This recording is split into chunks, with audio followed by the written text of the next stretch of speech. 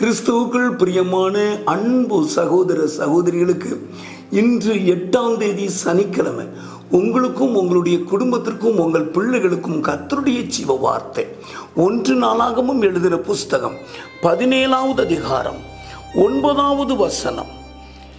என் ஜனமாகிய இஸ்ரவேலுக்கு ஒரு இடத்தையும் ஏற்படுத்தி அவர்கள் தங்கள் ஸ்தானத்திலே குடியிருக்கவும் இனி அவர்கள் அலையாமலும் முன்போலும் நான் என் ஜனமாகிய இஸ்ரவேலின் மேல் நியாயாதிபதிகளை கட்டளையிட்ட நாள் முதல் நடந்தது போல கேட்டின் மக்களால் இனி சிறுமைப்படாமலும் இருக்கவும் அவர்களை நாட்டினேன்.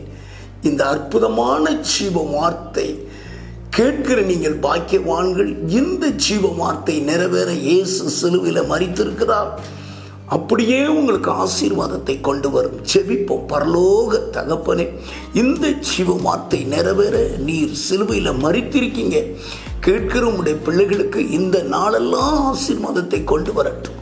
இயேசுவின் மூலம் ஜெபிக்கிறேன் பிதாவே, ஆமென்.